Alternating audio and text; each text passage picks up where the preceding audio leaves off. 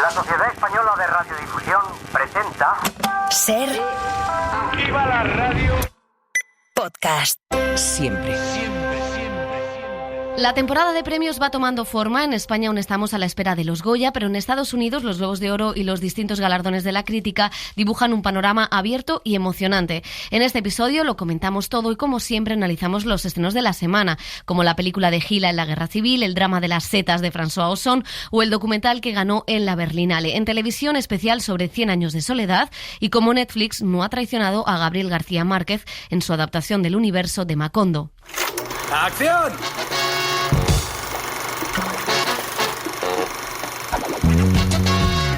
El cine en la Ser con Pepa Blanes.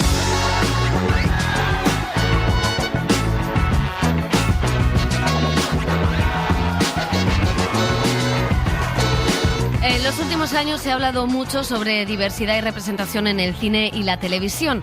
Personajes relegados a los estereotipos y la mera comparsa han tomado los relatos, algunos incluso contándose a sí mismas.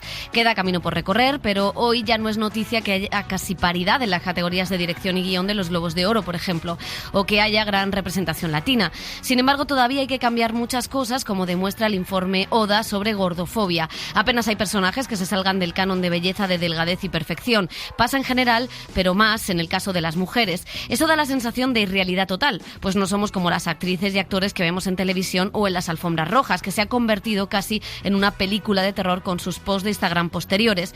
Pero además todo esto genera frustraciones y problemas de alimentación en muchas intérpretes y también en muchos y muchas espectadores. Tenemos que hacernos mirar la gordofobia, porque seguimos señalando e insultamos con la palabra gordo, y porque seguimos comentando el físico de las personas. Por eso que la lachus de las campanadas es un paso importante en este sentido. Lo sería más si la mayoría de señoros dejaran de opinar, pero poco a poco. Ahora queremos también más diversidad de cuerpos en el cine y en la televisión, y que además tengan mejores historias y mejores personajes, y que por favor no estén estereotipados. Si me pego en la barranca, es mi barranca. Si me doblo de dolor, es mi dolor. Si me mando al séptimo cielo, es mi cielo. Si me equivoco de camino, igual. Cuando salgo mucho de fiesta, cuando... Acá Jenny del Río, Selena Gómez, Emilia Pérez, Helio Castro, José Manuel Romero, ¿qué tal? ¿Qué tal? Me parece que esta canción la ha elegido José. Me parece, no sé por qué. Bueno. Ese es lo mejor que hace Selena Gómez en Emilia Pérez, hemos de decir. Selena doblemente nominada ahora. Doblemente nominada, ojo, estos son unos Globos de Oro muy locos. Bueno, vamos a empezar por ahí, porque hemos conocido esta semana las nominaciones a los premios de la prensa extranjera en Hollywood, que ya están totalmente recancelados. O sea, uncancelled, o sea, ya se ha acabado la cancelación para ellos. Ya se nos olvida que regalaban viajes a París a cambio de votaciones, ya se nos olvida todo. Ahora no tengo claro quién vota, porque también han vendido bueno, la yo propiedad. Yo pude votar en los Globos de Oro hace unos años. Creía que este año. ¿Te ofrecieron este año un viaje a París? No, me ofrecieron formar parte de la Asociación de Prensa Extranjera, en serio. ¿Y dijiste que no?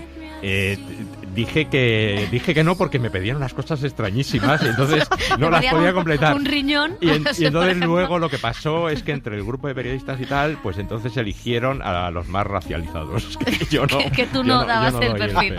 Bueno, es cierto que me ofrecieron. Que una de las acusaciones que siempre se ha hecho era la de falta de diversidad.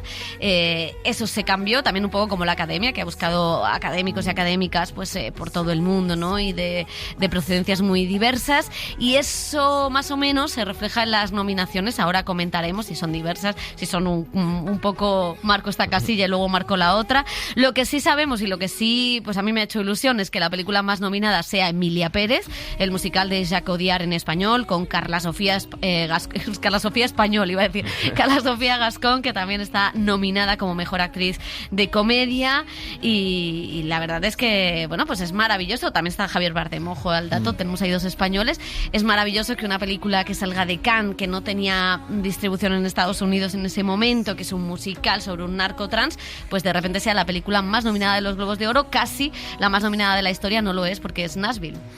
Pues es una sorpresa, una agradable sorpresa. A mí me parece que lo que sorprende de esta película es que es muy arriesgada, ¿no? Y que esos riesgos que asume y que pueden caer en lo disparatado, sin embargo, se integran muy bien en la historia y el público yo creo que lo compran muy bien, ¿no? O sea, lo admite muy, muy bien. No deja de ser un thriller, no deja de ser una película también que aborda el tema del género. Es un musical atípico, ¿no? Con unas canciones que yo creo que están muy bien integradas dentro de la historia, con números muy espectaculares. Yo creo que hay una agradable sorpresa que es Carla Sofía Gascón, por supuesto, y luego está, a mí me parece que una actriz impactante, maravillosa, que es Zoe Saldaña. Que yo creo que fíjate que al ir por secundario, que es un poco una decisión cuestionable, ¿no? Porque aparece casi el mismo metraje que Carla Sofía, pero creo que al ir por secundaria tiene el Oscar y el Globo de Oro asegurado, o sea que también es una buena decisión. Tengo dudas, en ese caso. Bueno, vamos a ver. Me parece de primera súper generoso lo que ha hecho Zoe Saldaña, ¿no? O lo que han decidido también con Carla Sofía, dejarla de protagonista, o esa decisión que han tomado, no sabemos cómo internamente, pero es cierto que en cualquier carrera sería absolutamente la favorita al Globo de Oro y al Oscar por lo que hace, por cómo baila, por cómo canta, pero bueno, también juega el factor Wicked, el factor taquillero, el factor Ariana Grande, y si los Globos de Oro se van a resistir a ver a Ariana Grande en el escenario premiada en lugar de a Zoe Saldaña. Los Oscars son otra cosa, ya veremos por dónde van las cosas, pero sí que se ha puesto como interesante, por ejemplo, esa categoría, ¿no? De actriz secundaria con ellas dos, las dos de dos musicales, dos estrellas, pero de diferentes orígenes y muy diferentes, y por eso la verdad es que me lo estoy pasando bien en esta carrera de premios, porque no tengo ni idea de qué va a pasar, porque hay muchas contendientes, lo que dicen frontrunners, pero no hay ninguna que otros años a estas alturas ya había como alguien como muy perfilado, aunque fuera en actor secundario, que por ejemplo el año pasado Los que se quedan, ¿no? La secundaria de Los que se quedan iba ganando todos los premios y ya se sabía que iba directa hacia el Oscar, y este año sin embargo ni siquiera en actriz protagonista, actor secundario, está todo muy abierto, cada asociación o cada nominación está tirando por un lado, incluso en mejor película, que sí que puede haber una terna de 7, 8 casi fijas por lo que se ve en los Oscar, pero tampoco se sabe cuál va a ser esa peli de consenso con el voto preferencial este año, y eso me parece que es bastante interesante este año. No, yo creo que The Brutalist no lo será, que es la favorita de la crítica, y eso se ha demostrado en los premios previos, que va a estar por aquello de vergüenza torera, ¿no? Y de tal, pero y que gracias a Venecia, en este caso, The Brutalist sale. Pero no creo que sea la que gane. Creo que Anora tiene más posibilidades. Cónclave, ojo con Cónclave, ojo con esta locura de que de repente Wicked sea el consenso y ya haya desbancado. No lo sé, es extraño. A mí las nominaciones, por un lado, sí que reflejan pues que se ha abierto y que hay unas votaciones, que hay gente que vota, que ve otro cine, que ve un cine con subtítulos y que mira un poquito más allá, o que busca que haya una representación, o que busca unas interpretaciones un poco diferentes. Lo vemos también con las nominaciones de Paya Alcapadia, Lo que imaginamos con la luz, que es una película maravillosa, ¿no? Y que de alguna manera India silencia, Francia no la puede llevar porque lleva a Emilia Pérez y los Globos de Oro vienen a rescatarla, y eso está muy bien y es muy bonito. Hay dos directoras, está Coralie Farjad, que La sustancia se ha convertido en una película de culto, pero es verdad que el terror es complicado que entre en los premios, y de repente entra, ojo también con esto, que es una peli americana, no nos engañemos, o sea, no, por mucho que sea una directora francesa y tal, es Demi Moore, y para Hollywood es Demi Moore, es la peli de Demi Moore, pero bueno, es también un éxito que esté, y sin embargo luego esta fascinación que siempre tienen los periodistas de que está lleno de estrellas con dobles nominaciones. La única consentido es la de Sebastian Stan, que de alguna manera yo sí me alegro mucho que esté The Apprentice, porque han sido unos cagados compañeros y votantes con esta película sobre Donald Trump, y que esté, es decir, ¿no la queréis ver? Pues la vais a ver otra vez. Eso me parece bien, pero luego que esté 2 veces Selena Gómez, no sé, que estén todas las estrellas que hacen una cosita un poquito diferente. Es un poco en series, bueno, pero eso ¿no? Sí, eso es un poco como... Esos son los Globos de Oro. Claro, entonces es como por un lado... Hay que venderlo a la televisión. Claro, entonces por un lado sí que ves que han hecho los deberes en querer ser diferentes, por otros es sujétame el cubata, que las de televisión van a ser las que te esperas. Entonces, en ese sentido creo que se mueven entre esas dos aguas, ¿no? Sí, pero es como... O sea, sí que me resulta curioso, porque acá haya entrado, por ejemplo, en mejor drama, mejor actriz de drama Fernanda Torres, ¿no? Por la película de Walter Sales. La brasileña, pues también es otro indicador, con lo de Paya Alcapadia, que...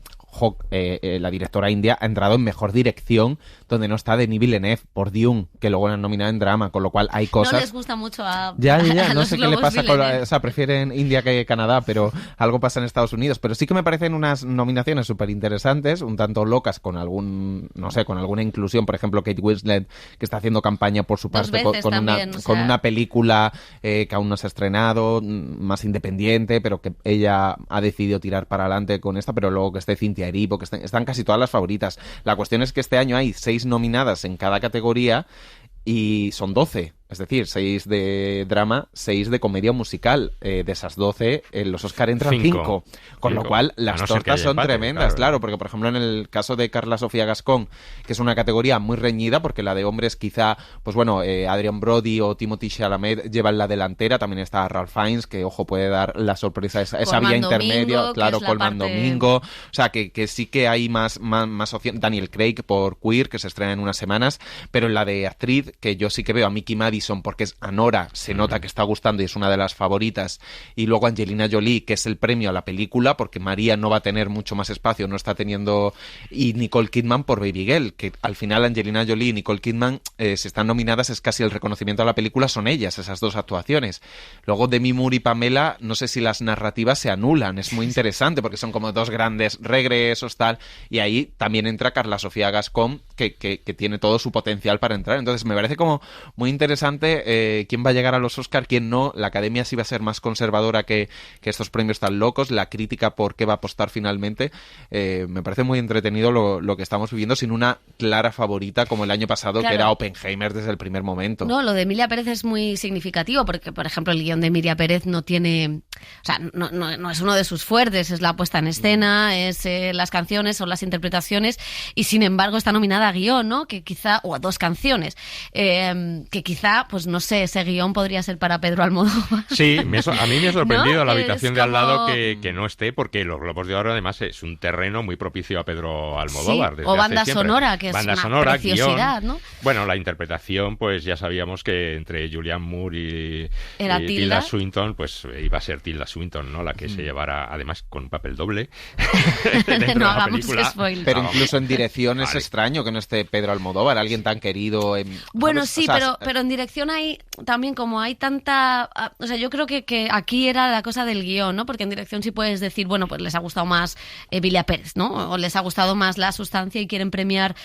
pero en guión, que es como una cosa además de solvencia y de... Sí, además era el reconocimiento de un guión escrito en inglés, el primer film de Almodóvar en inglés, con 2 actrices súper famosas en Hollywood. En fin, yo creo que ahí ese guiño... Y luego Cónclave, Cónclave, ojo, que es una película que ha gustado mucho, que la semana que viene hablaremos de Sotanas. Pero que es más, Casullas. es la película más convencional, más de gran estudio, más del Hollywood clásico, ¿no? Claro, pero es que eso la no que se menos hace, rechazo genera. no Sí. se hace ya. O sea, que Claro, es por muy, supuesto. lo hablaremos la semana que viene cuando hablemos de ella, pero es muy significativo que Hollywood haya hecho espantajos como el Gladiator 2 y estas películas, que son unas películas muy con una vocación muy taquillera, cuidadas, pues ya no se hacen. Entonces, claro, cuando están, pues la industria las aúpa, ¿no? De alguna manera. Lo que está claro es que el Gladiator se está cayendo en la temporada de premios. Bueno, Denzel Washington, ¿no? Denzel Washington, pero es muy heavy porque en noviembre medios americanos jugaron a incluirlo en todas las quinielas, en mejor dirección, en un montón de categorías, en mejor película. Bueno, faltan los Oscars, sujétame el cubata.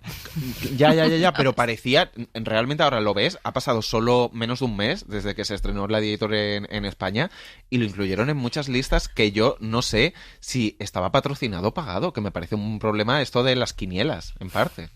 Bueno, pues vamos a dejar los premios, veremos la semana que viene la shortlist de los Oscar, también hablaremos de los nuestros, de los Goya. Ahora vamos con los estrenos que llegan. El primero es Kraven the Hunter. Es una propuesta curiosa así de entrada porque el director es J.C. Chandor, a quien habíamos visto en películas tan interesantes como Margin Call o El año más violento, y se pasa ahora a contar la historia de este personaje de cómic enmarcado en el universo Spider-Man, creado por Stan Lee. Russell Crowe, Adriana DeBose y por supuesto Aaron Taylor-Johnson son los protagonistas de esta historia donde un inmigrante ruso en prisión se convierte en el gran cazador. ¿Eres como tu padre? ¿Un gángster? ¿Un asesino? And I heard a voice. Hijo mío, And he decides who to free. Tenemos un animal más fuerte de lo que puedas imaginar. Háblame de ese cazador. Cuando entras en su lista, solo hay una forma de salir. Y del cine español tenemos una especie de biopic de uno de los humoristas más populares, Gila, es el enemigo, es el título de la película, que nos recuerda a esa muletilla que solía utilizar el cómico pegado siempre a un teléfono con casco puesto. La Guerra Civil Española le marcó profundamente, no solo por su exilio, también por el dolor, el hambre, la pérdida de su mejor amigo, también de la inocencia, y porque ahí emergió esa faceta de contar chistes. El director Alexis Morante ahonda precisamente en esa época de juventud de Gila, al que interpreta Óscar Lasarte.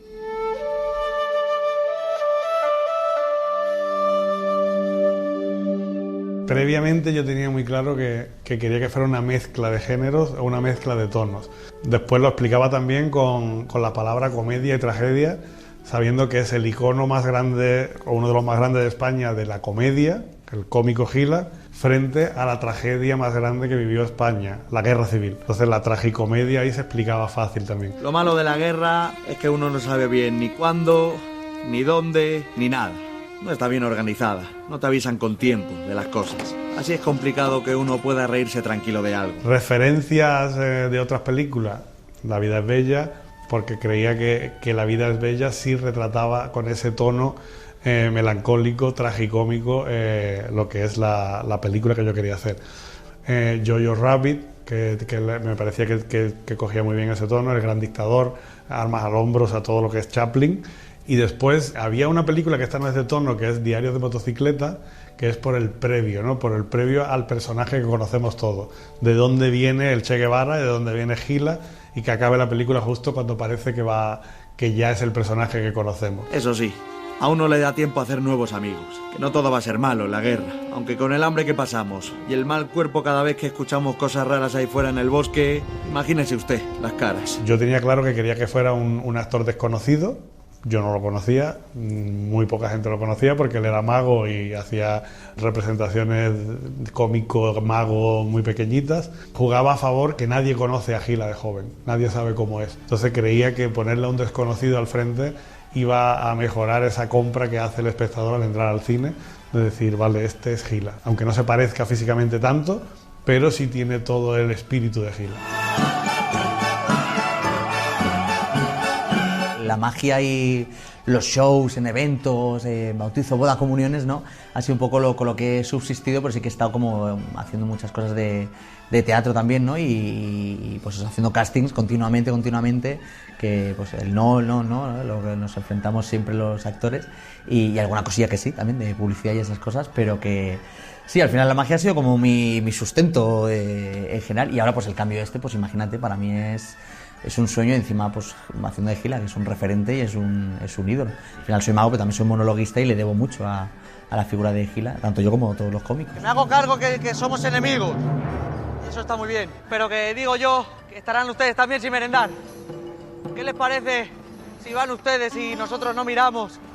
Y luego igual, pero al contrario. Nos parece bien, pero nosotros primero. Yo creo que al final representa un poco la juventud de muchos chicos y chicas, ¿no? Y personas que se vieron metidos en ese contexto de la guerra en esa época sin ton ni son, y que tampoco entendían muy bien por qué iban o por qué no iban o qué estaban defendiendo en muchos casos. ¿Cómo que comunistas? ¿Quién nos ha hecho comunistas? Claro, eso es una canción. Estas son las Brigadas Populares Comunistas. ¿Vosotros qué sois? Nosotros somos de las Juventudes Socialistas. ¿Socialistas? Pues habéis equivocado de camión, esos van en el 7. Esto no le va a gustar nada a mi abuelo. Bueno, y a tu suegro ni te cuento. Bueno, que no pasa nada, hombre. Al final Gila lo dice, ¿no? La guerra no está bien organizada, no te avisan con tiempo de las cosas, ¿no?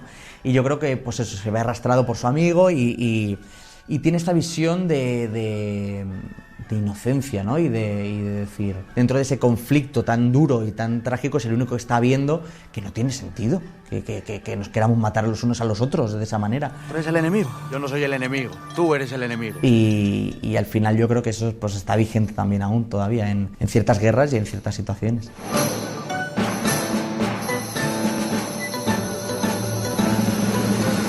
Natalia de Molina, Carlos Cuevas completan el reparto de Una mirada a la guerra civil. El año pasado teníamos el biopic de Eugenio, este año el de Gila. ¿Qué está pasando? Falta el de Martes y 13. Sí. Bueno, a mí es una película, bueno, rescatará a Gila, pues su juventud, cómo abordó la guerra, cómo estuvo en el bando republicano, cómo sufrió no solamente las peripecias de la guerra, sino después de la posguerra, ¿no? Pues es muy interesante la propuesta. Me gusta mucho el actor que le interpreta, Óscar Lasarte, que ese sí que es un actor revelación que debería estar en la categoría de los Goya, porque otras veces en esa categoría nos encontramos con actores que no son revelación, llevan una trayectoria ya en teatro o en cine, con papeles menores, pero aquí sí que es un actor revelación. Yo creo que es lo mejor de la película, quizá el pecado, que es entrañable, que es bonita, que se ve bien, que te hace soltar alguna lagrimita en algún momento, para mí es el exceso de sentimentalismo. Ahí me parece que podía haberse frenado un poquito más y hacer una película que evoluciona desde el surrealismo, el absurdo, a la tragedia. Creo que cae mucho más de lo que debería en el sentimentalismo. Sí, porque hay momentos en ese absurdo, ¿no? Que luego, claro, al final ese humor de Gila es el de la codorniz, o sea, sí. Entonces, claro, es el humor que de alguna manera resuena en Berlanga, en La Vaquilla, ¿no?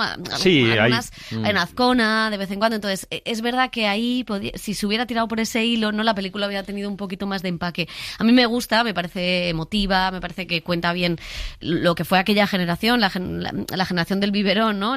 Que tuvo que ir a la guerra sin apenas haber pensado con una adolescencia rota, una juventud rota. Y en esa relación de amistad, en eso que te encuentras en la guerra. Claro, hay una cosa muy curiosa, y es que a Gila lo hemos conocido hasta hace muy pocos años cuando falleció, lo hemos visto en la televisión y hablaba de la guerra, pero nunca, fíjate las cosas de esta transición tan bien hecha, nunca aislábamos, ¿no? Con que él vivió la guerra civil, con que él sufrió un exilio, con que él fue militante socialista comunista. Entonces, claro, esta película viene a poner en el foco un personaje del imaginario de la televisión de hace unos años que tuvo esas heridas y que esas heridas le marcaron profundamente para hacer el humor. Y estoy de acuerdo con la nominación de Óscar. Sí, no, yo solamente apuntar que, bueno, Gila, después de la guerra, pues tuvo una trayectoria profesional, intervino en películas, escribió en La Codorniz, como dices tú, y intervino también en las famosas fiestas de Franco, o sea que era un personaje. Y luego, en los años 60, es verdad que se fue por diversas causas a la Argentina y volvió en los años 70, y es verdad lo que tú dices, que también se convirtió un poco, para una generación quizá menos, pero para otros, pues fue el maestro indiscutible de muchos cómicos, ¿no? Y que todos los cómicos le admiran y le tienen como referencia, ¿no? Pero sí que es una figura también, o sea, que tiene también muchas un poco aristas que esta película no se muestran. Sí, no, estoy de acuerdo con vosotros, sobre todo esa mirada que hay al personaje, ¿no? Que combina pues el humor y la ternura. Hay una ternura muy especial en el personaje que también creo que se le da el actor, como decíais, Óscar Lasarte, que aporta mucho, que viene muy bien que sea una cara no conocida para como no identificar a alguien que conoces a otro actor, sino que sea totalmente, que no esté en el foco para interpretar a ese Gila de joven. Al final también es una historia de pérdida de la inocencia, ¿no? Es casi como una coming on age a bombazos y a disparos, ¿no? Entonces me gustan las interacciones con los personajes secundarios, lo variopintos que son cada uno, los comunistas, los anarquistas, los socialistas, esos debates que hay, la gente absolutamente decidida con la guerra, la gente que se ve en la guerra no de rebote, pero de otra forma. Entonces creo que esa época sí que está bien captada, que la película tiene ese espíritu, que tiene cierta alma. También coincido en que cae un poco en ese sentimentalismo, y lo que he flipado profundamente, que claro, eso sí que no lo sabía, era lo de que se salvó porque quien le iba a disparar estaba borrachísimo y se salvó, y lo peor de todo es que se salvó al lado de mi pueblo, en el Viso, en el Viso, y fue andando hasta mi pueblo, y en mi pueblo fueron unos franquistas quienes le dieron de comer y luego lo encarcelaron y tal, y flipé porque no sabía la historia, y me puse a buscar y lo encontré en los archivos de mi pueblo. Qué fuerte. O sea, muy fuerte. Bueno, es significativo de las muchas historias que quedan por contar, ¿no? Y siendo un icono como Gila, que podría ser una historia perfectamente conocida, o que yo debería haber conocido, no a mis 35 años posiblemente, sino Qué joven. que en el colegio me hubieran dicho algo, ¿no? Pues ojalá cambie la educación en este país. No voy a decir más porque me lío. Dilo. Hay otra película española que llega a cines. Decíamos que después del año tan bueno que vivió la animación el pasado año, con Robot Dreams, con El sueño de la sultana, con Dispararon al pianista, pues este año por Annecy han pasado varias películas españolas. Una de ellas ha sido Rock Bottom. Es una indagación en lo lisérgico de la animación que dirige María Trenor y que cuenta la vida de Robert Wyatt, el músico experimental que quedó paralítico tras un accidente. Tengo muchas cosas en la cabeza, aunque nunca pueda convertirlas en letras. Jamás sé lo que decir o cómo decirlo, ya sabes. Eso no es problema. Puedes escribir una metaletra. ¿Qué demonios es una metaletra? Sí, hermano, una metaletra. Algo tipo... Esto no es una metaletra.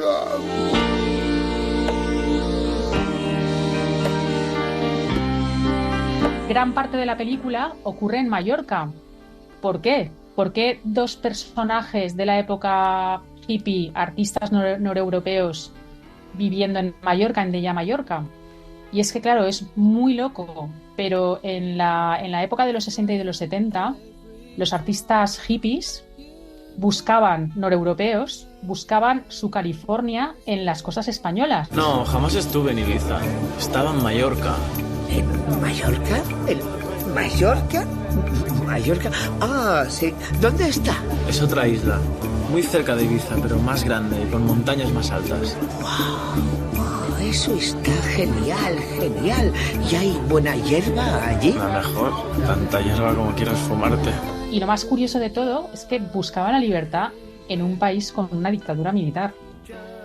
Entonces, reflejamos también este momento y en realidad estos personajes son un homenaje a esa generación de artistas que vivieron en concreto en Della, que fue un punto y sigue siendo un punto muy importante de donde han vivido artistas súper importantes. Bueno, pues quizá lo más interesante es la manera de acercarse al proceso creativo de este artista atormentado y ver a curas y guardias civiles en los pueblos de Mallorca convivir con estos hippies que iban medio desnudos buscando LSD, todo muy...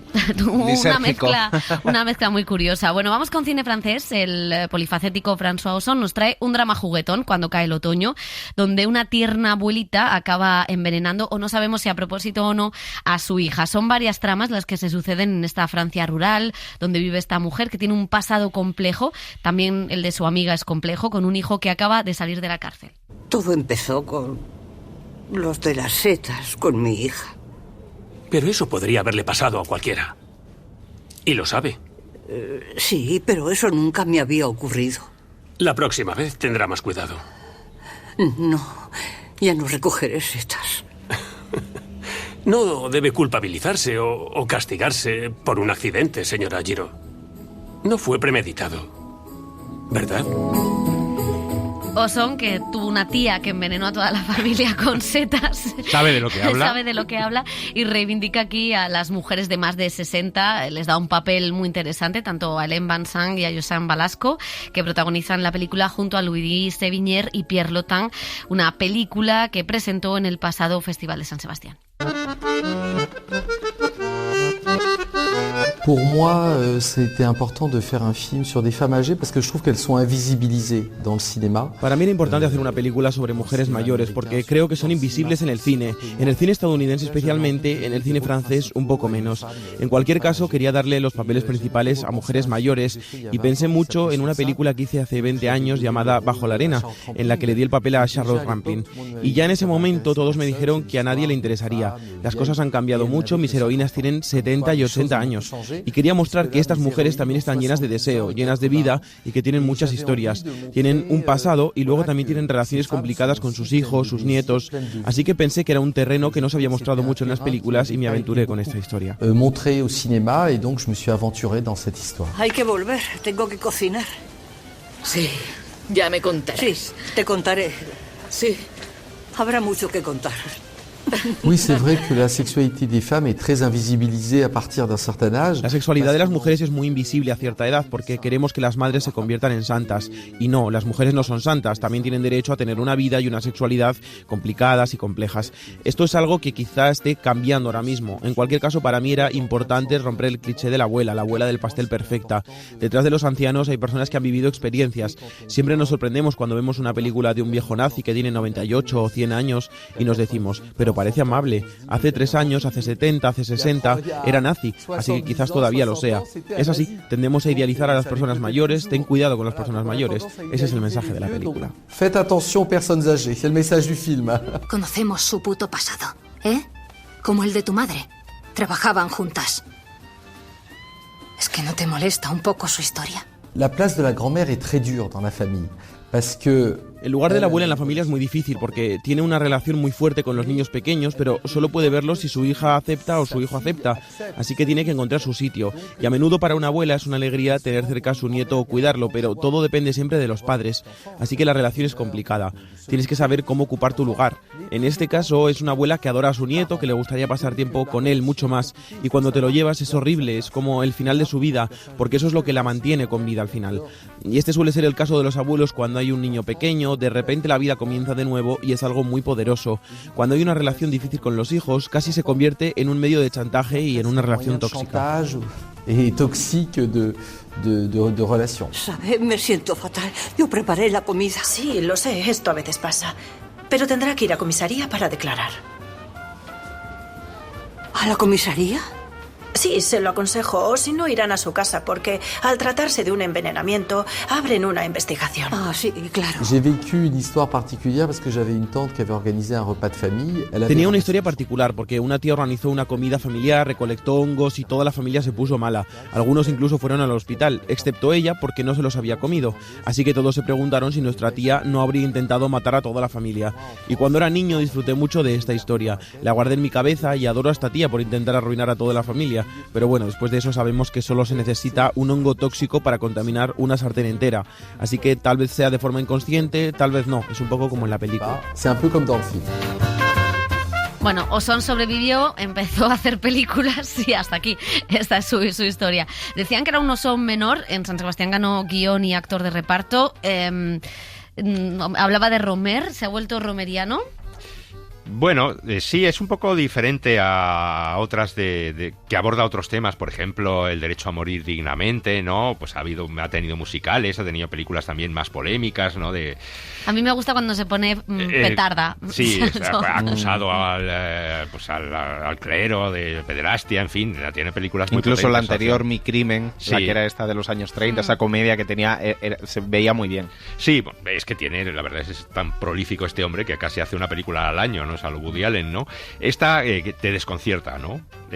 No tanto por las protagonistas, que sean dos personas mayores, sino porque te estás esperando que suceda algo gordo, que sea una película, un thriller, que haya crímenes, que haya asesinatos, y sin embargo yo creo que es una película de unas mujeres que quieren pasar sus últimos años en paz y en tranquilidad, y están conviviendo con dos hijos que le hacen la vida imposible, ¿no? Dos hijos jóvenes, la hija de una y el hijo de la otra, en fin, que son... y entonces estas mujeres lo que quieren es pasar sus últimos años, ya digo, tranquilamente en el campo viviendo, ¿no?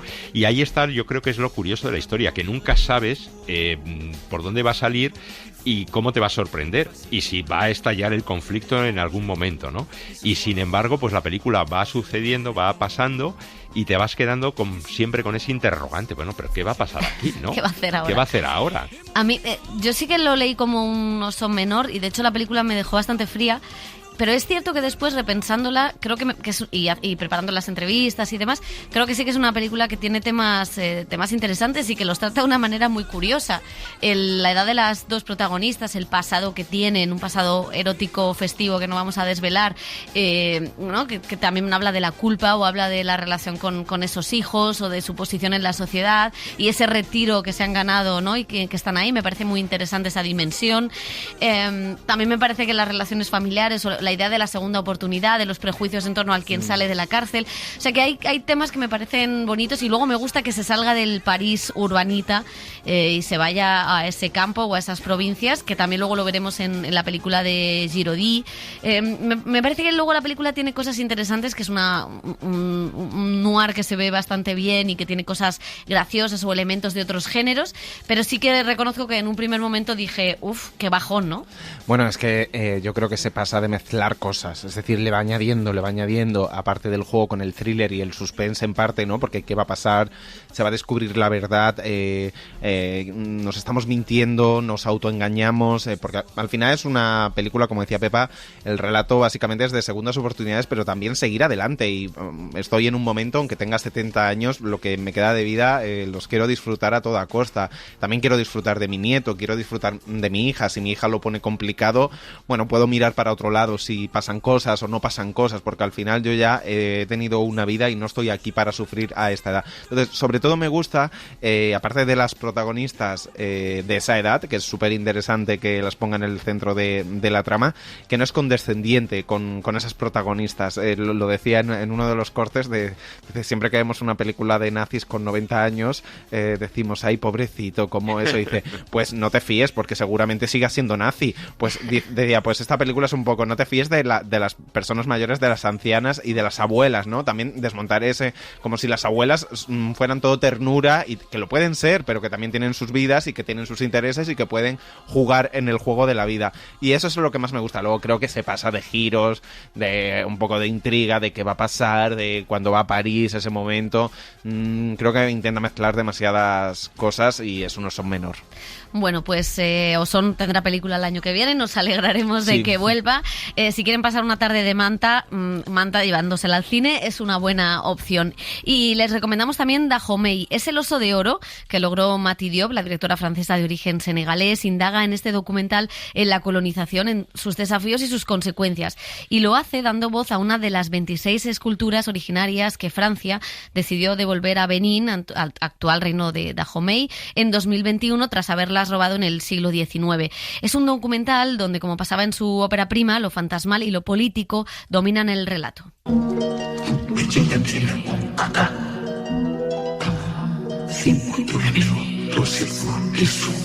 Es la propia escultura la que habla y cuenta ese relato, ese viaje de París a Benín. La directora hablaba del gesto de Macron, fue el presidente que decidió devolver esas esculturas, un gesto que decía era puro marketing e insuficiente. Mais la restitution, dans le sens concret, tangible, matériel des œuvres d'art pillées par l'ancienne puissance coloniale française en Afrique, je pense que j'ai mis un temps infini à vraiment Me costó una cantidad infinita de tiempo darme cuenta realmente de lo que eso significaba y de toda la violencia que eso implicaba. Esta es precisamente una de las razones por las que hago películas. La cuestión no es una realidad fácil de abordar porque existe la colonización.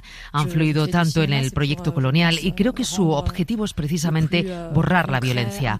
Por eso hay que tomar conciencia de esa violencia y necesitamos películas para contarlo, para posicionarnos con esta realidad de una manera profunda, de una manera sensible. Cuando escuché a Macron sobre las intenciones de devolver el patrimonio que está en África, tuve la impresión de que no era de verdad. Par la déclaration d'intention d'Emmanuel Macron de rendre le patrimoine pillé en Afrique, j'ai eu l'impression que c'est la primera fois que Bueno, pues en la línea de ese tercer cine, ¿no?, que intenta estar fuera de lo que es el cine occidental, la directora francesa que debutó con Atlantics, Gran Premio del Jurado en Cannes, consigue volver a un debate que sigue en toda Europa y que ya tiene muy claro en un documental que pues ganó el Oso de Oro, como decimos. Sí, no, la verdad es que es una apuesta original, es otro de los documentales importantes de la temporada, que no solo en Francia, sino en Estados Unidos, y Y la verdad es que es súper interesante porque empieza de una manera, ¿no? Con cómo se devuelve esa escultura, cómo vuelve a su origen, y luego ella utiliza pues herramientas del cine fantástico, de lo onírico, ¿no? Para contar un poco también de forma, en momentos asambleario, con los debates, ¿no? Acerca de pues esto de la restauración, de la colonización del arte, del expolio, del robo, y coloca un tema que no está ha colocado un tema que no estaba tanto en la agenda de una manera con esta película. Sí que estaba en Francia, me refiero, pero a abrirlo mucho más, porque creo que no es de los temas culturales que está más en la agenda mediática en otros países, y es muy interesante pues esos procesos de restaurativos después de siglos de expolio, básicamente. Y sobre todo que hay una cosa muy inteligente, que al darle voz a la escultura y hablar en el idioma original, claro, la posición desde donde se cuenta la historia es otra, ¿no? Y lo que decía ella, que a priori esto era un gesto bueno, que tendría que ser aplaudido, pero claro, ¿qué se esconde detrás de todo eso? ¿Cuánto arte queda en Francia? ¿Qué pasa con ese arte, esas esculturas que apenas hay? ¿En qué condiciones van a estar? No solo con esta excusa que pone Inglaterra sobre los mármoles del Partenón, de no la van a cuidar, no. Es como, ¿qué significan estas esculturas para un país que sigue expoliado, que sigue explotado, que con la globalización sigue de alguna manera colonizado por otros medios, ¿no? Entonces esa reflexión es interesante, y sobre todo es interesante esa segunda parte de las asambleas universitarias, donde el idioma en el que discuten sobre la colonización es el francés. Entonces esa dualidad es como muy curiosa, y además hay una frase que a mí me parece fascinante, que es como, nunca podríamos decir, nombrar a escritores africanos para hablar de colonización, siempre tendríamos que citar a Aristóteles, a Platón, porque los africanos nunca serían lo suficientemente buenos. Entonces, ¿hasta qué punto esa colonización cultural no es tan grande? Y me parece una película corta, breve, pero muy, muy, muy directa, y me parece una de las películas del año, o sea que muy recomendable. Y muy recomendable también el documental Expediente Netanyahu, si quieren ver al ojalá ex primer ministro traicionado de la voluntad de mi mente. Bueno, ya fue ex primer ministro. Ya fue ex primer ministro, ahora vuelve a ser primer ministro, porque pues es un documental que ha tenido acceso a los interrogatorios de Netanyahu y su círculo y su mujer en sede policial. Entonces, bueno, se ve la prepotencia y la impunidad con que se mueve en esos casos de corrupción, que justamente esta semana ha empezado a ser juzgado mientras continúa el genocidio en Gaza. O sea que muy, muy interesante, está en Filmin. Dahomey también llegará a Filmin. Y otro documental que está en cines es Ansel, de Wim Wenders. El cineasta alemán recurre, como hizo en Pina, al 3D para contar la obra del artista danés Ansel Kiefer, una experiencia cinematográfica que nos sumerge en la pintura y en la vida del artista. Seremos aquellas olvidadas y anónimas, pero no hemos perdido la memoria. Pero no hemos perdido la memoria. Y el tercer documental en cines es español y usa la animación para indagar en las consecuencias políticas y sociales del cambio climático. Cuenta la vida de varias mujeres que emigran por el clima. Lo han perdido todo y se ven forzadas a dejar sus países. Mariposas Negras está dirigida por David Baute. ¿Refugiado por el clima? Nos echa el clima de nuestro país. Los huracanes. No puede pedir refugio por el clima. No existe algo así. Claro que existe, míreme. O sea, antes nos tuvimos que ir por todo el mundo a buscar qué estaba sucediendo con esas personas que lo perdían todo y que tenían que irse a vivir a otro lugar. Y ya ese fenómeno o ese problema lo tenemos aquí. Además, con el agravante de que no sucede en España porque tenemos coberturas sociales, pero sí en esos lugares la gente se ve en la calle desprotegida porque la figura del emigrante climático no está reconocida a nivel internacional, igual que si hay emigrantes de otro tipo, por temas religiosos, por conflictos, por tal que sí, ellos no, ellos quedan en un total desamparo, o sea, se tienen que ir a la calle a vivir en la prostitución, a ser esclavizadas, pero no encuentran un estatus que las proteja. Arruina nuestra humanidad. Y la vida de Charles Chaplin ha dado mucho juego en la ficción. Ahora su nieta, Carmen Chaplin, ha decidido rodar un documental indagando en un aspecto biográfico menos explorado, sus raíces gitanas, con entrevistas a gente como Johnny Depp, Emir Kusturica y el resto de familiares del cineasta. Trata de entender cómo esa identidad influyó en su cine y explora también el racismo de la sociedad. I am the eldest son of Una Chaplin and Charles Chaplin.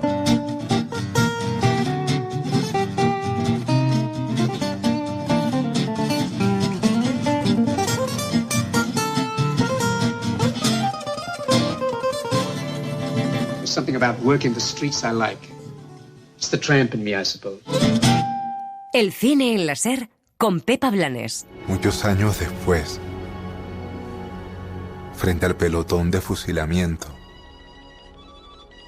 el coronel Aureliano Buendía había de recordar aquella tarde remota en que su padre lo llevó a conocer el hielo. Las series.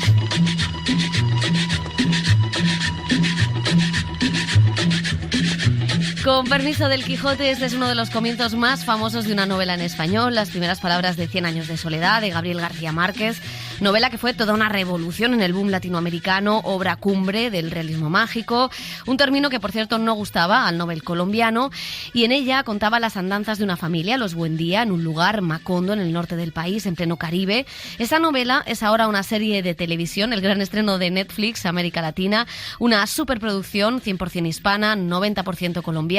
Dani Garrán, ¿qué tal? Hola chicos, pues sí, durante décadas ha sido una novela inadaptable. El propio García Márquez nunca quiso ceder los derechos por varios motivos. Primero, porque en aquellos tiempos una producción así solo se podía hacer en inglés y era una línea roja. Y segundo, porque la historia de los Aureliano y los Arcadio no cabía en 3 horas de duración. Pero además, contaba el escritor esto en una entrevista. El cine y la televisión tienen una limitación de tipo industrial y de tipo técnico y de tipo mecánico que no lo tiene la literatura.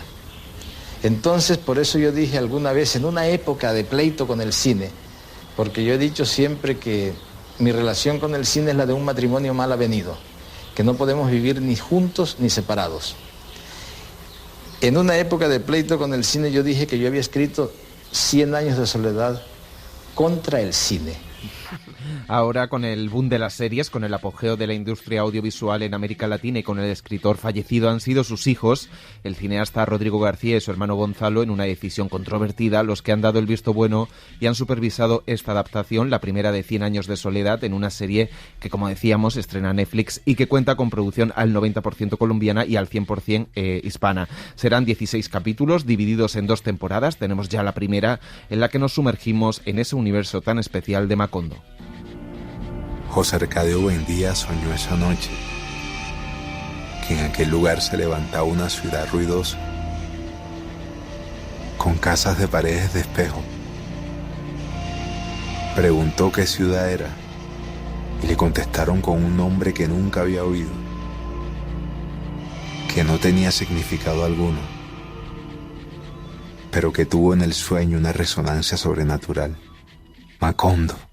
Dirigida por Rodrigo García, junto con el argentino Alex García, que ha firmado algunos capítulos de Star Wars Acolyte y de la colombiana Laura Mora, ganadora de la Concha de Oro en San Sebastián con Los Reyes del Mundo. La ficción ha contado con los mejores técnicos y artistas latinos, así como un reparto inmenso para dar vida a las 7 generaciones de la familia. A veces con actores que han interpretado un mismo personaje de joven y de adulto, como es el caso de José Arcadio Buendía y Úrsula Iguarán, a los que interpretan Susana Morales y Marleida Soto, y Marco Antonio González y Diego Vázquez. Ellos son los que dan inicio a una estirpe y los que fundan Macondo y los que inician la maldición de las iguanas. José Arcadio Buendía y Úrsula Iguarán eran primos. Cuando ellos expresaron la voluntad de casarse, sus parientes trataron de impedirlo.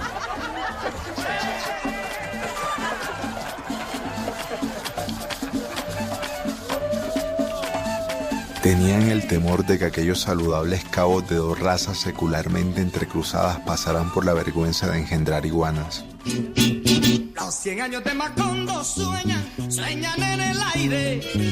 Y los años de Gabriel Trompeta lo anuncian. Encadenado Macondo sueña. Había varios retos en esta adaptación. Primero, crear Macondo, la ciudad imaginada de la que cada lectora y lector pues se ha hecho su imagen visual. Después, cómo trasladar el realismo mágico a eso que Vargas Llosa llamó lo real imaginario. Y también que los personajes que son parte del imaginario colectivo de muchas generaciones y de muchos países sonaran reales, ¿no? Como personajes del Caribe colombiano. Pero a la vez, pues no dejar fuera ninguno de los temas de la obra: el amor, la familia, la política, la violencia. Así que vamos a ir un poco a poco analizando cómo ha ido la serie creando todos ellos. El primero, cómo crear Macondo, ese lugar inventado pero real. Vamos a repasar este reto, a ver cómo también creó ese realismo mágico. Sí, lo fundamental era eso, entender la etiqueta de realismo mágico que a veces ya está manida y que discutió mucho el escritor, y trasladarla de la novela a lo audiovisual. Hemos hablado con las guionistas de la serie, escritoras colombianas, que explicaban cómo habían decidido llevar a cabo este proceso de adaptación. Camila Brujés decía que había que entender primero por qué usaba Gabo y para qué ese realismo mágico. Digamos, teníamos como un punto en común en que cómo funcionaba en la novela y cómo queríamos que funcionara en el audiovisual también era estos eventos que tienen como un carácter mágico son cotidianos en Macondo. Nadie se asombra por lo que está sucediendo, ¿no? Y queríamos traducirlos de la misma manera, no sin que se convirtieran en unos trucos artificiosos, Harry Potterescos, que nos llevaran en un tono pues muy Disney, como a otro lugar, ¿no? Porque eso no es lo que nos está contando la novela y no es la función para la cual Gabo usa sus eventos mágicos, ¿no? Nos está expresando quizás como situaciones de extrañeza que están ocurriendo mientras, no sé, suceden cosas supremamente bárbaras, terribles, oscuras, y aparece un elemento mágico. Entonces, bueno, una vez acordamos como eso, no solamente nosotras, sino producción, dirección, un trabajo como muy conversado, empezamos a escribirlo y a narrarlo de esa manera. Hablaba de la coordinación de departamentos, esa es una de las claves de la serie. Precisamente sobre el realismo mágico también ha reflexionado la diseñadora de producción, Bárbara Enríquez. Ella se quedó al frente de construir Macondo cuando Ernesto Caballero, ganador del Oscar por El laberinto del fauno, se marchó a otro proyecto. ¿Qué diablos es el realismo mágico, no?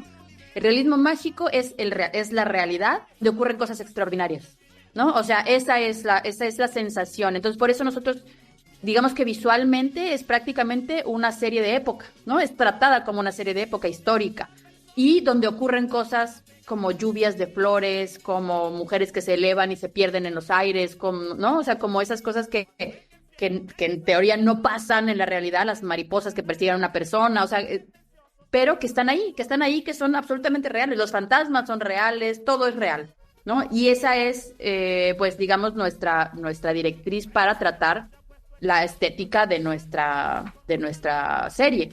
Así que lo más importante era la rigurosa investigación histórica para un lugar imaginado pero lleno de referencias que crece a lo largo de los años. Empieza siendo un lugar de casas de barro y caña brava y acaba convertido en una ciudad comercial donde llegan muchos forasteros y hasta la United Fruit Company, y donde pasan muchas cosas: nacimientos, bodas, muertes, maleficios, la construcción del primer cementerio, la iglesia o hasta las primeras elecciones. 100 años de soledad es una historia que se cuenta de 1850 a 1950. Esos son los 100 años de los que habla el libro. Si bien no es una novela histórica propiamente, sí es una novela plantada en un momento histórico, ¿no?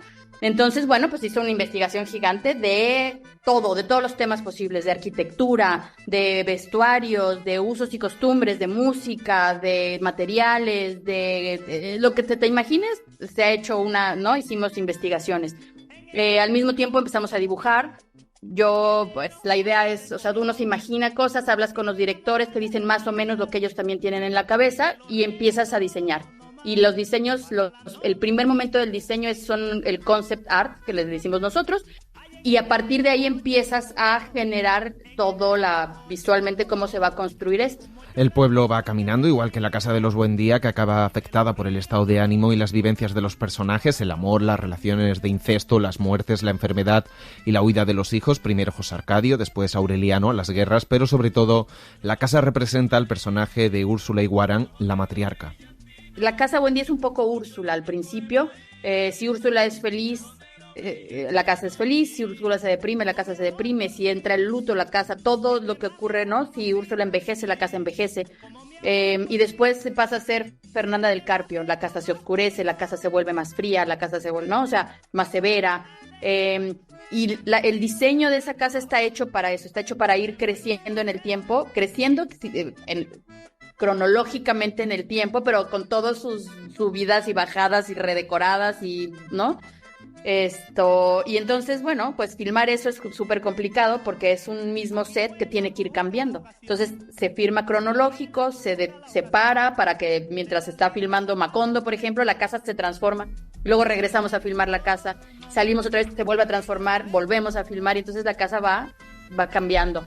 Bueno, siempre se dijo que el realismo mágico era inadaptable, pero lo que era difícil, como estamos viendo, de trasladar al audiovisual era quizá la prosa del premio Nobel, esa prosa musical, sensual, bella, muy entretenida. Él decía que era un vallenato de 450 páginas.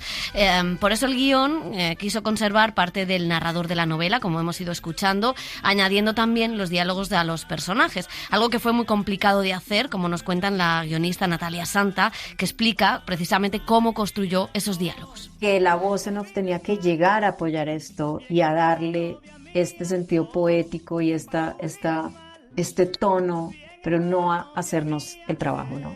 O sea, no es como, hay que construir al personaje, hay que presentarlo, hay que desarrollarlo, hay que hacerle su arco, hay que construir las escenas y ahí entra el narrador a darle belleza y poesía y a explicar cosas que no se pueden explicar desde el audiovisual.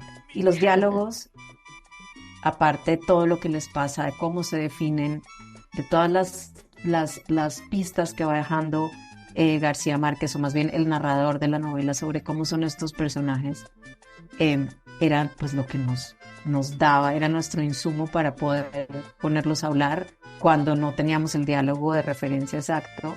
Y también lo que hicimos muchas veces fue tomar el narrador de la historia y ponerlo en código de diálogo cuando se podía y cuando tenía sentido. Así se crearon a los personajes, cada uno con una historia vital, todos basados en la realidad que conocía el escritor en Aracataca, su ciudad. Era otra de las complejidades, la cantidad de personajes en esta novela, que cuenta 7 generaciones de una familia y sus relaciones con otros viajeros o habitantes. Muchos, además, aparecen de jóvenes y de viejos. Por ejemplo, el caso de José Arcadio y Úrsula Iguarán, a quienes interpretan Susana Morales y Marleida Soto, y Antonio González y Diego Vázquez. Luego está el más importante, después de Úrsula, su hijo Aureliano Buendía, a quien interpreta Claudio Castaño. Otro de los retos para los personajes era construirlo, mostrar su evolución, pero no solo a través del trabajo de los actores, sino también del vestuario. Ese trabajo ingente, el de vestir a extras, protagonistas, secundarios a lo largo de un siglo, donde la moda en el vestir cambia y donde también había que tener en cuenta esa rigurosidad histórica que realizó Catherine Rodríguez, que se había encargado del vestuario de películas como El abrazo de la serpiente. Cuando ves a Rebeca de Amaranta, que es como mi referente más, hay una evolución de color y ellas empiezan en unos colores muy pálidos, azul claro y rosa claro. Va saturando el color y en momentos, no sé, cuando Rebeca y Amaranta conocen a Pietro, el textil tiene flores porque ellas florecen, es un momento como de madurez, ¿no? Como de merecer casarse, ¿no? Entonces el vestuario ahí va comunicándote cosas. Sí hay un cambio de estatus social, pero piensa que es un cambio de estatus social en un pueblo en la mitad de la nada.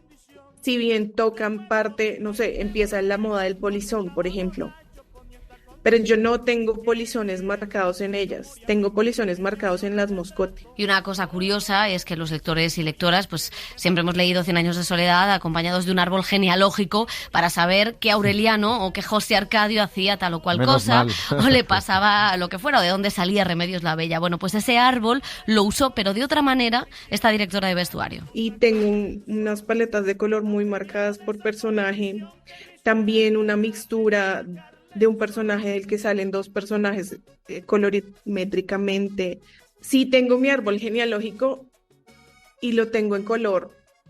Y es muy chistoso porque recientemente hablaba con alguien y me decía, es que yo no sé cómo no te confundes. Y yo pensaba como, creo que yo tengo tan interiorizada la serie que los conozco. O sea, sabes, como que no es natural para mí como saber quién es quién y en qué momento. Bueno, insistían en que hay una mirada histórica, nos lo contaba la diseñadora de vestuario, que es antropóloga también, también una mirada literaria, como veíamos en el trabajo de guión, pero la novela de García Márquez, ese vallenato, donde la oralidad es imprescindible, tiene también muchas resonancias que, como toda gran obra, pues siguen siendo vigentes hoy.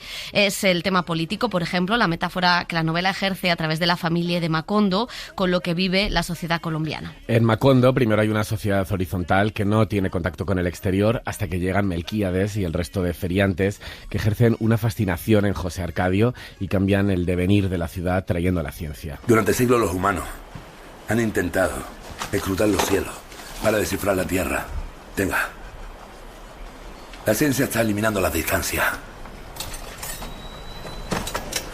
Mire, esto es una brújula. Después llegan los Moscote, el corregidor y su familia a poner ciertas normas y ampliar el linaje y el estatus de los Buendía. El pueblo se llena de comerciantes, Úrsula vende los animalillos de caramelo, llegan extranjeros como Pietro, el italiano del que se enamoran Amaranta y Remedios, y el burdel. Descansaré cuando le pague a mi abuela. ¿Y cuánto le debes? Así como vamos.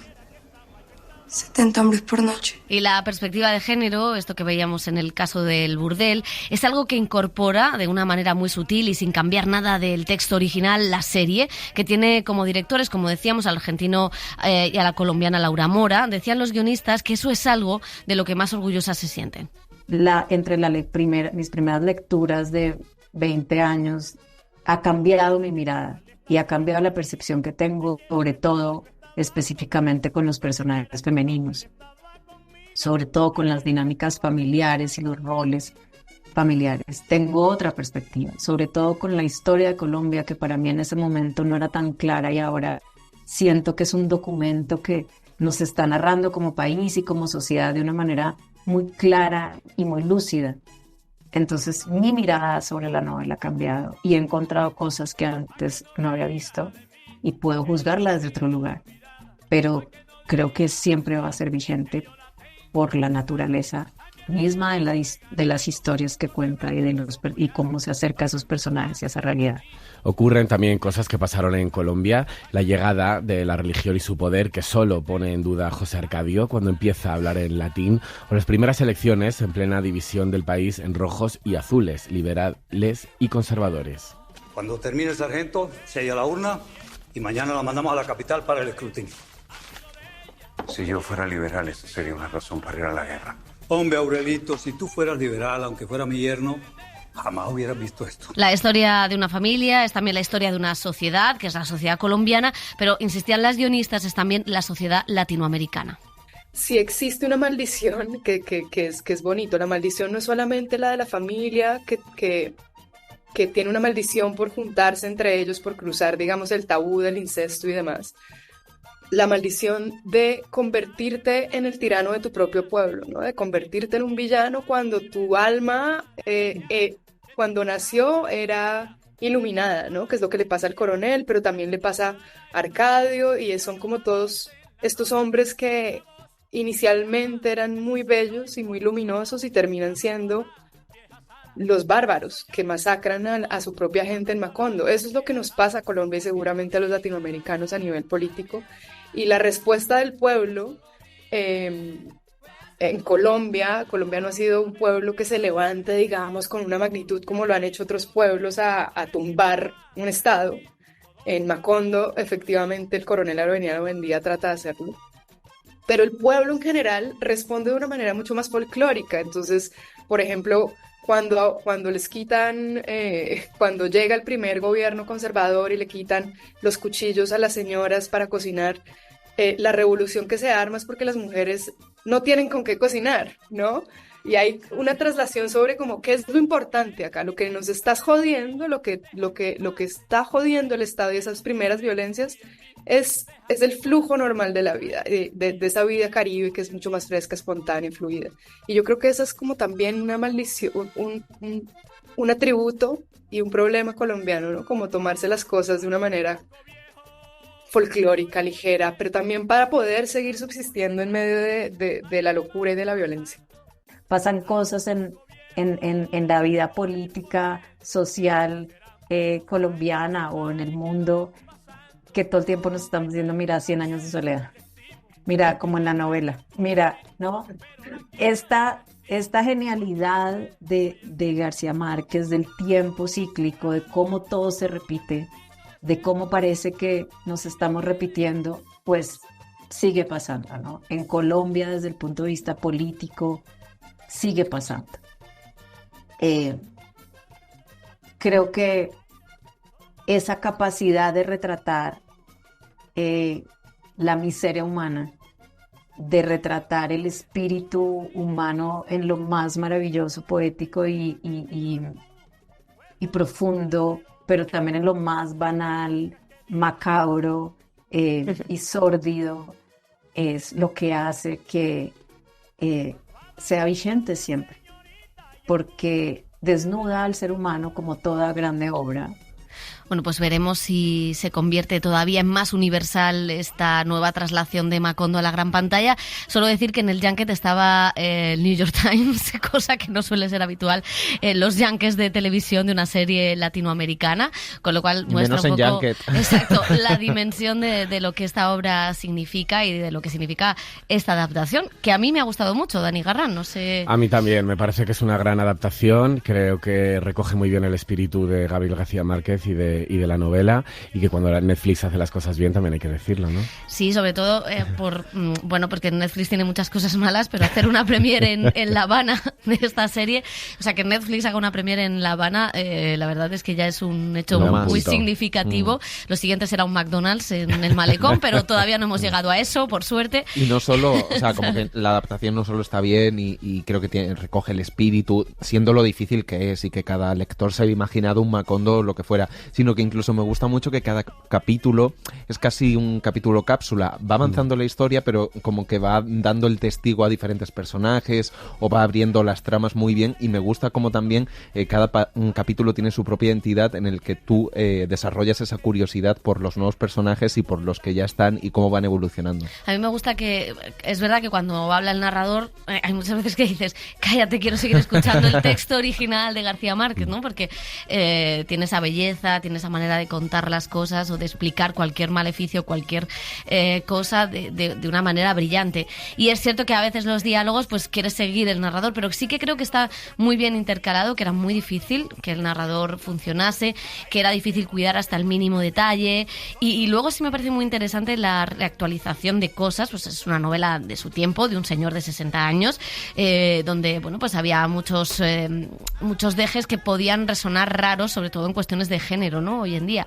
Y creo que esa parte la salvan excesivamente bien.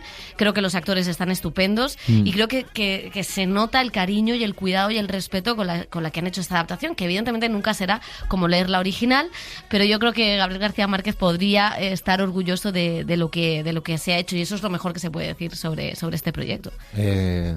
Secundamos. Muy bien. No por ser jefa, sino porque en esta ocasión estamos de acuerdo contigo.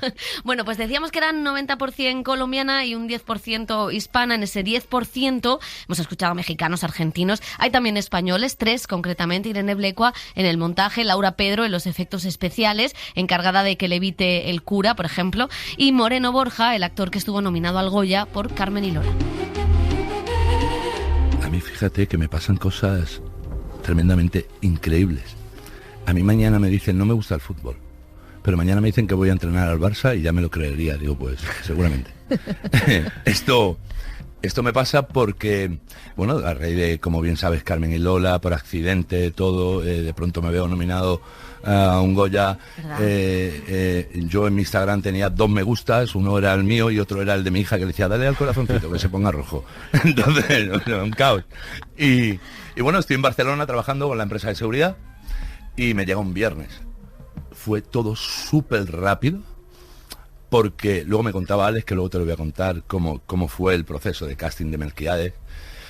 Y me decía, bueno, me llega Maite, oye, amor, te quieren ver para esto. Maite es tu repre. Mi repre, Maite Ortega, que es mi vida entera en esto. Y le digo, vale, Maite, pues hablamos el lunes. El lunes tienen la prueba. Entonces yo hago la prueba y en menos de un mes me veo en Colombia rodando 100 años de soledad. O sea, fue todo súper rápido. Estaba buscado, ya tenían encontrados por lo visto a casi todo el elenco, por no deciros todo. Y bueno, yo fui de los últimos confirmados. La alquimia, amigo mío, es el dominio de la materia. Y el poder más espléndido y grandioso al que el ser humano pueda acceder.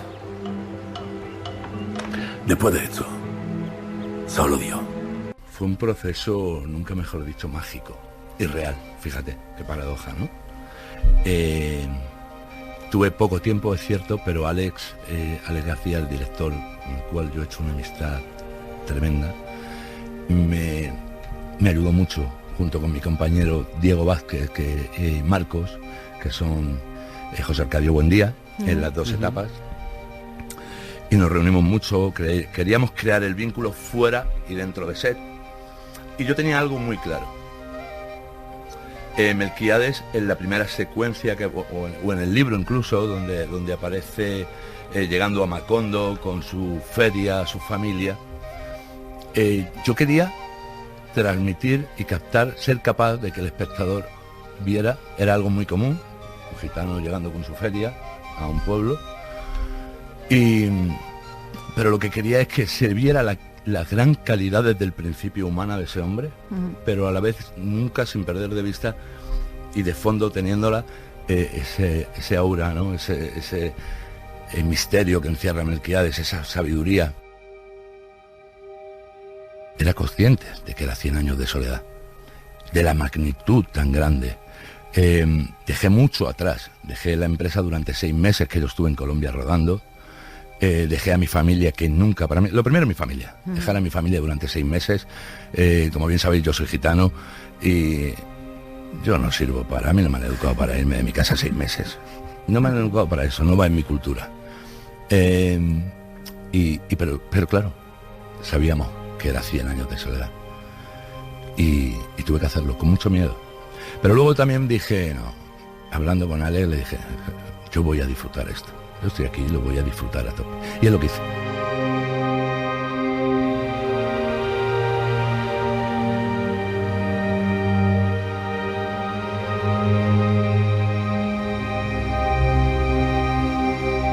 En mi primer personaje, que fue Paco en Carmen y Lola. Al tercero, yo llego a La Peste. Yo hago Ar de Madrid con Paco León. Y llego a La Peste. Para un personaje muy pequeño en principio, pero que luego resulta que es uno de los malos, ¿no? Me cambian el personaje y me llega otro con más recorrido. Ahí yo decido que quiero salir de ahí, que quiero dejarlo. Porque mi vida empieza a ser una montaña rusa. Y yo con 42 años que tenía no me apetecía nada estar en esa montaña rusa. Y ahora me llaman, ahora no me llaman. Ahora entrar en ese tipo de emociones. Yo llevo 20 años con la seguridad privada, mi vida era muy lineal, y de pronto me veo con esto. Entonces recuerdo perfectamente que entra la película de Adiós, mi cuarto proyecto, creo que fue con Mario Casas, Paco Cabezas, dirigida por él, y en el coche con Carlos Bardem, le digo, tío, yo me marcho, no puedo hacer esto, no puedo, es que no puedo, tengo que dejarlo. 12 de la noche llegamos al hotel, veníamos de rodar. Él me dijo, dice, lo malo de esta profesión, la única profesión que no te elige, o sea, esta profesión te elige, no la eliges. No, pues yo no quiero esto, pero te gusta, lo amo, pero todo lo que conlleva después me está trayendo problemas. Total, que me llamaron a las 12 de la noche, yo hablé esto, y a las 12 y cuarto me llama mi repre y me dice, amor, te quieren para este otro proyecto, ciérralo. O sea, que Carlos Bardem tenía razón. Sí, el otro día escuchaba a Javier, a su hermano, Javier Bardem, decir el síndrome del impostor. Que siempre crees que hay alguien que puede hacerlo mejor que tú, que siempre te hace... Y yo, pues imagínate yo, lo dice pedazo de actor Javier Bardem, pues imagínate yo que soy un recién nacido en esto, como aquel que dice. Esto es un astrolabio. Durante siglos los humanos han intentado escrutar los cielos para descifrar la Tierra. La ciencia está eliminando las distancias. Esa es mi gran lucha. De hecho, si cada vez que necesiten un gitano en el cine o en televisión voy a ser yo, te aseguro que lo dejaría. Yo he echado proyectos para atrás que ponía Gitano 1 en el guión, Gitano 2, y me llaman para hacer Gitano 1, tengo que oler unas bragas y decir, no, esto está usado, señora, en el mercadillo. Y yo no aparecía más. Y yo dije, pero esto no suma, esto resta, esto no es, no lo voy a hacer. Y como esos proyectos, pues me han llegado varios a los que he dicho que no. No. El cine en la SER con Pepa Blanes.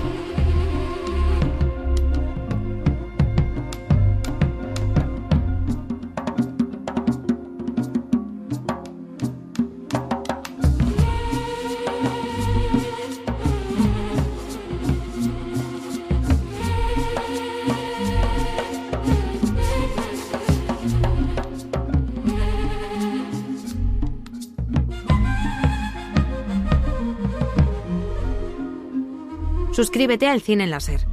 Escúchanos en directo en la SER los sábados a las 7:30 de la mañana y los domingos a las 3 de la madrugada. Cadena SER. La radio.